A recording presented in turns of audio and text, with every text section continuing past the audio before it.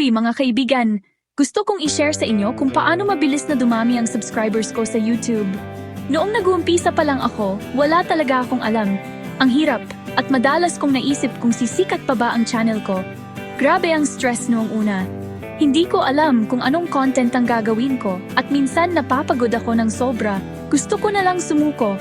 Para sa mga content creator, importante na may inspirasyon ka para magpatuloy.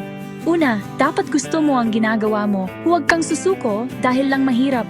Isipin mo ang oras at effort na binuhos mo na huwag mong sayangin yun sa pagsuko. Pangalawa, lagi mong tatandaan na dapat masaya ka sa ginagawa mo. Dapat ang YouTube ay isang bagay na nagpapasaya sa'yo, hindi nagpapastress. At pangatlo, subukan mo lahat bago ka mag-isip na sumuko.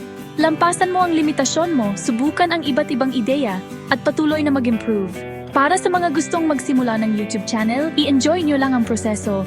Maghanda kayo sa stress at pagod, pero huwag kayong susuko. Sulit ang lahat ng paghihirap. Kaya kung nadidismaya kayo, tandaan nyo ang kwento ko. Ituloy lang ang laban, at makikita nyo rin ang resulta. Salamat sa panood, at kita-kits sa susunod na video!